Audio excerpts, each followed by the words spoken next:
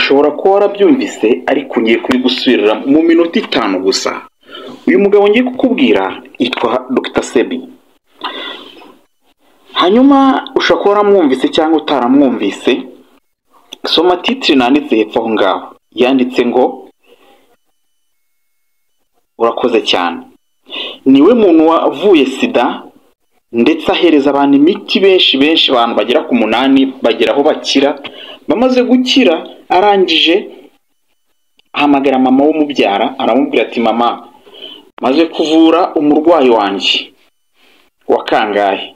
Yaramaze kuvura abantu 13. Ati nawe amaze gukira n'abandi bose barakize urabizi mama. Mama araje aransubiza ngo mwana wanjye niba watangiye kuvura sida amahanga araje kugendeho we huri umupfu. Nuko nyina amusubije uyu musaza yagize gutya avura sida aravura rwose abantu benshi barakira. Bamaze gukira bajya aho ngaho nibyamuhira. Ntago byamuhiriye kubera iki? Kubera ko iyi si dutuyemo urakora ukarya ukirirwa ukibera aho ngaho, ariko hari benshi babyihisha inyuma, hari benshi rwose badashaka ko bigenda neza. Uko byagenda kose bakubwiye ko umuntu yavuye sida ntabwo wabyemera, ariko uyu musaza Dr. Sebi yarabikoze amaze kubikora, ariko ntabwo amahanga yagize gute, ntabwo yabyakiriye, ahubwo bariye bafite inganda zikora imiti ari nabo bagitera, ari nabo bazi inkomoko z'ibiti byose, bamugiriye ishyamba. Amaze kumugira ishyamba birangira bamwishe. Uyu munsi ntabwo ari uko sida yabuze umuti, ahubwo nuko wibeshye abo bakire ba nyiri inganda baraguhagurukira bakakuzonga bakakumerera nabi. Ubundi uyu musaza ninde, ni muntu ki? Mbere yuko nkubwira uwo ari we reka manze ngusobanurire ibi ngibi. Ubundi kugira ngo izi ndwara zibaho za diabete, za kanseri, za sida, suko umuti wazo wabuze, oya, ahubwo abazishoramo imari baba bifitemo inyungu nyinshi zikomeye cyane. Ntabwo umuti wabuze, ahubwo bo bashimishwa no kubona abantu barwaye indwara nikwice ukabana nayo, hanyuma bo bagakomeza bakakugurisha imiti ukabana niyo ndwara yawe ubuzima bwawe bwose. Ariko indwara ubana nayo ndetse ubateza imbere. Nuko nguko bigenda. Hanyuma bo ahandi bungukira ni kuri wowe nyine, kubera ko warwaye uzagura imiti, nugura imiti ubundi bacuruza, nibacuruza bunguke. Uyu musaza rero Dr. Sebi ngicyo ikintu yazi. Uyu musaza ubundi amazina y'inyakuru yitwa Alfred Bowman. Uyu musaza yavutse mu 1933, aza gupfa ejo bundi mwaka 2013. Avukiye muri Amerika yo hepfo, avukira ahitwa Honduras. Ariko icyo namukubwiraho nanone ukwiye kumenya nuko atigeze yiga bihambaye, yari yarize y'amashuri aciriritse aho ngaho, biri aho ngaho gutyo. Ntabwo yigeze yiga ngo yige ibintu by'ubuganga bihanitse cyane, yari yarize amashuri aho ngaho. Hanyuma mu mibereho ye yaje kwimukira muri Leta Zunze Ubumwe za Amerika, ariko agezeyo ahahurira n'ibibazo bikomeye cyane, ibibazo by'uburwayi.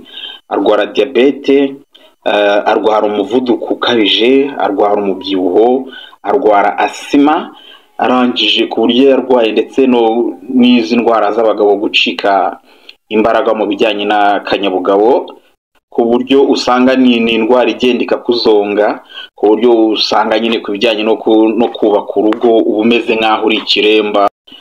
Arangije amaze kubona ko indwara zamuhuriyeho izo zose nababwiye nyine, izi za asima, bya diabete, bya umubyibuho ukabije, byose nababwiye. Arangije aravuga ati reka akomeza kuvurwa n'abaganga bo muri Amerika, ariko akabona ntacyo birimo gutanga. Arangije aza kujya muri Mexico yegera babaganga bavuza ibyatsi bavura zino ndwara twavuga ngo twebwe twita ngo ni za kinyarwanda.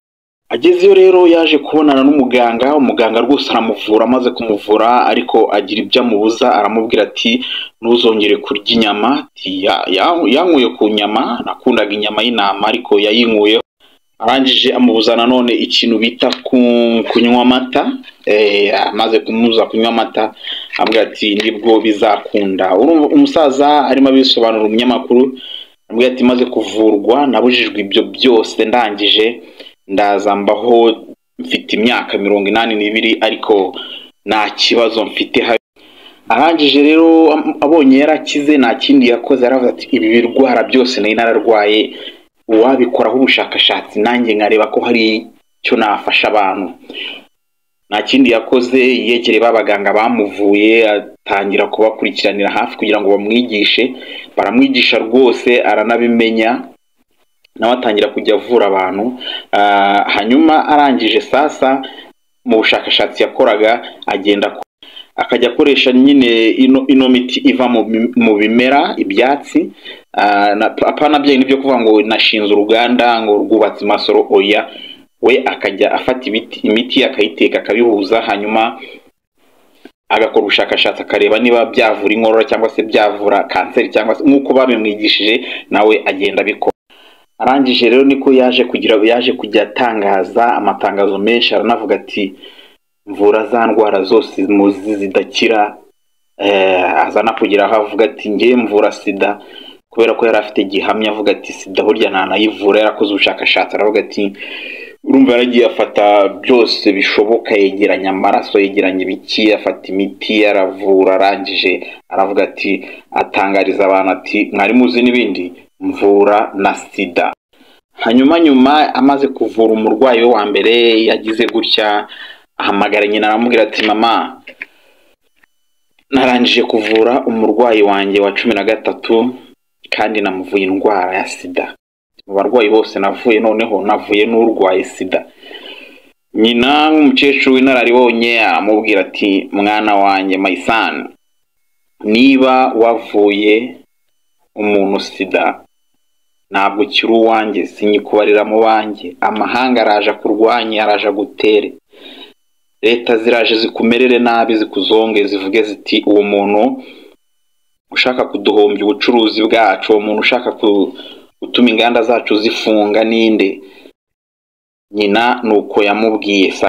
Nyuma yaho muri za 83 akomeza kwamamaza ngo avura indwara z'ubwoko bwose, nibwo ikigo cyo muri Leta Zunze Ubumwe za Amerika cyitwa FDA, mwese murabizi buri gihugu kigira FDA, bisobanuye ngo Food and Drug, cyaje kugira gute, cyaje kimurega ko yaba akoresha imiti kwa kundi nyine bakwiyenzaho, bakavuga bati akoresha ibintu bitemewe, kandi wenda bagira ngo baguhombye. Biza kurangira bamujyanye mu mategeko, bamushinja iki? Bamushinja ibyaha byo gukoresha imiti itemewe. Ariko ibyo ngibyo byaramatakira ngo kuko yaje aburana mu rukiko birakomera, bamutuma ibihamya bigaragaza ko yaba yaravuye abantu koko. Shamaza aramubwira ati zana ibimenyetso bigaragaza abantu wavuye mbere barwaye na nyuma bamaze gukira. Arangije arabyegeranya, amaze kubyegeranya arabibona rwose. Urumva wavuwe n'umuntu akaza gutakira ati ndi mu rukiko n'abarazana impapuro zindenganura, ntabwo wabyanga. Yaje kuzana impapuro z'abantu bagera muri 70, hejuru ya 70, hanyuma azijyana mu rukiko arazigaragaza. Amaze kuzigaragaza abatangabuhamya be baraza baravuga bati twebwe yaratuvuye rwose, twabihagararaho n'amaguru yombi. Yamvuye sida, undi ati yamvuye kanseri, undi ati yamvuye imitezo, undi ati yamvuye ibiki bya birwara nyine bigoranye bitapfa gukira. Arabigaragaza mu rukiko.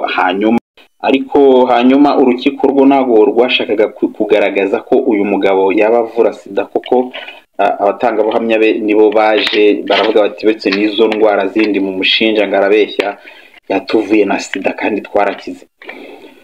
Uyu mugabo rero ukuntu byaje kugenda, byaje kurangira bamurekuye arita. Iki ni igice cya mbere cy'ikiganiro cyacu tuvuga kuri Dr. Sebi. Kubera ikibazo cy'igihe reka tujye mu bindi tuzakomerezaho ubutaha musobanurira uko byagenze. Tuzabivumizi imuzi n'umuzingo. Kora subscribe niba uri mushya kuri channel yacu, ukore na like. Urakoze cyane.